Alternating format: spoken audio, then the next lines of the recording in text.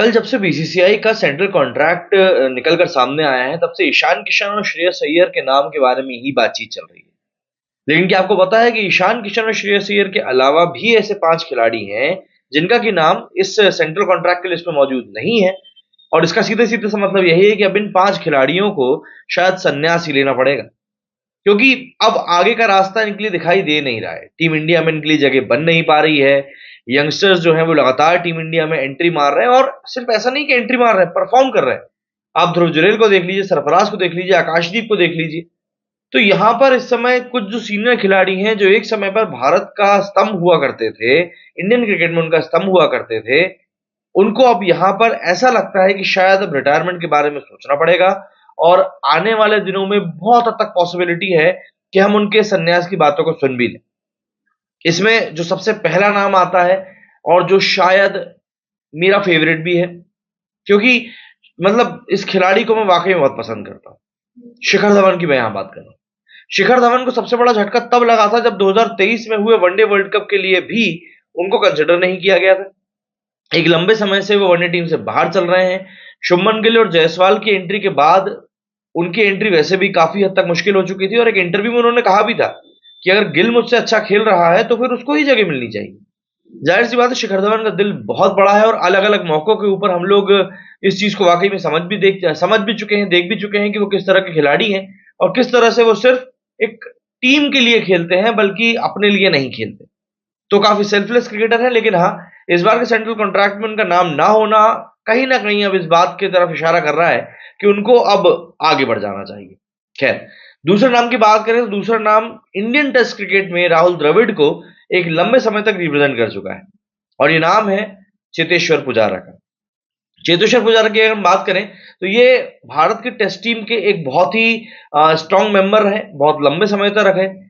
राहुल द्रविड़ के जाने के बाद तीसरे नंबर पर इन्होंने ही कब्जा करके रखा हुआ था, और कई सारे मौकों पर इन्होंने इंडियन टीम के लिए ऐसी पारियां खेली हैं जिनको कि लंबे समय तक याद रखा गया। चेतेश्वर पुजारा कई सारी इंडिया की फॉरेन में मिली जीत में इंस्ट्रूमेंट कैरेक्टर भी निभा चुके हैं, और वैसे भी इनके कैरेक्टर को लेकर काफी बातें करी जाती हैं कि काफी स्ट्रांग मेंटालिटी वाले प्लेयर हैं। इंडिया ने ऑस्ट्रेलिया में जो जाकर सीरीज जीती थी रहाणे की कप्तानी में, उस सीरीज में भी पुजारा का कंट्रीब्यूशन काफी अच्छा रहा था। यंगस्टर्स की मेंटरशिप काफी अच्छी करते हैं, क्रिकेट के दीवाने हैं, और आज की तारीख में भी घरेलू क्रिकेट में काफी ज्यादा एक्टिव है, जिसमें कि एक्टिव ना रहने के कारण कई खिलाड़ियों को सेंट्रल कॉन्ट्रैक्ट चला गया। बट पुजारा को अब कहीं ना कहीं जब ये 5 टेस्ट मैचों की सीरीज में कंसीडर नहीं किया गया इंग्लैंड के खिलाफ, तभी चीजें क्लियर हो गई थी। और अब सेंट्रल कॉन्ट्रैक्ट ना मिलना तो इस बात का कहीं ना कहीं प्रमाण है कि चेतेश्वर पुजारा का रास्ता भी अब खत्म सा हो गया है। इसके अलावा अजिंक्य रहाणे भी एक लंबे समय तक बढ़िया क्रिकेटर रहे। पिछले साल आईपीएल में बढ़िया खेलने के कारण उनको डब्ल्यूटीसी चैंपियनशिप में खेलने का मौका मिला। इसका वेस्ट इंडीज में भी वो खेले, बट एक बार फिर लगातार वो फ्लॉप हुए, और यही कारण है कि ऑस्ट्रेलिया में ऐतिहासिक सीरीज जीतने वाले कप्तान का रास्ता भी अब कहीं ना कहीं बीसीसीआई के लिए खत्म होता जा रहा है।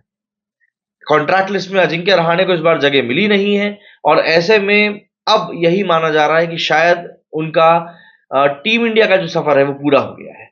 आईपीएल में हालांकि वो खेलते रहेंगे, बट उसके अलावा चीजें थोड़ी सी दिक्कत वाली होंगी। इंडियन प्रीमियर लीग 2024 में ये चेन्नई सुपर किंग्स के साथ खेलते हुए दिखाई देंगे। अजिंक्य रहाणे इस समय टी20 वर्ल्ड कप को जरूर एम कर रहे होंगे, बट जिस तरह का टीम कंपोजिशन अभी हमारा है, उसको देखते हुए लग नहीं रहा है कि अब उनको शायद टीम में जगह मिल पाएगी। इसके अलावा एक और क्रिकेटर जो कि मेरा पर्सनल फेवरेट है, और जिनकी स्विंग बॉलिंग देखकर पाकिस्तान भी चकमका खा गया था, वो है भुवनेश्वर कुमार। भुवनेश्वर कुमार इस समय टीम से गैर मौजूद है। हालांकि प्रेजेंट सिनेरियो में जो बॉलिंग हो रही है टीम इंडिया की तरफ से, उसको देखकर ऐसा लगता है कि भुवनेश्वर कुमार को मौका अभी भी दिया जा सकता है, क्योंकि जिस तरीके से वो बॉल को हैंडल करते हैं, जिस तरीके की वो स्विंग करते हैं, वो वाकई में बहुत ज्यादा काबिल तारीफ होता है। अब भुवनेश्वर कुमार पिछले कुछ समय से घरेलू क्रिकेट में काफी अच्छी बॉलिंग भी कर रहे हैं, ये बात ध्यान रखनी होगी। तो ऐसे में सेंट्रल कॉन्ट्रैक्ट उनको ना मिलना थोड़े सवाल खड़े करता जरूर है, लेकिन बीसीसीआई इस बार इस बात को क्लियर किया है कि वो बस हर तरीके से आगे बढ़ रहे हैं, वो किसी भी तरीके से पीछे देखना नहीं चाहते।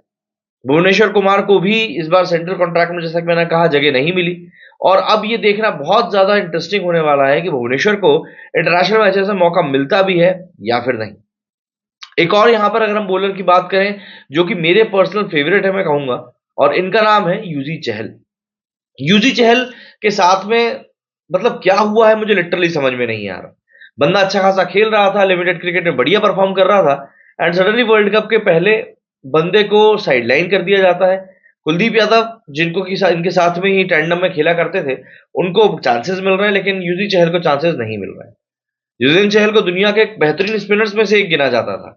भारतीय टीम की ओर से इंटरनेशनल क्रिकेट में काफी अच्छी बॉलिंग भी करी है, लेकिन टीम मैनेजमेंट द्वारा उनको पिछले कुछ समय से चांसेस मिल नहीं रहे। तमाम लोगों को उम्मीद थी कि इस एक्सपीरियंस स्पिनर को आईसीसी वनडे वर्ल्ड कप 2023 में हम खेलते हुए देखेंगे, बट वहां भी ऐसा कुछ नहीं हुआ। लेकिन एक बात हमें माननी पड़ेगी कि युजवेंद्र के पास में अभी भी वो काबिलियत है कि वो इंटरनेशनल मैचेस में वापसी कर सकते हैं, और हो सकता है करेंगे ही। और एक और नाम जो मेरे जहन में आता है वो नाम है उमेश यादव का।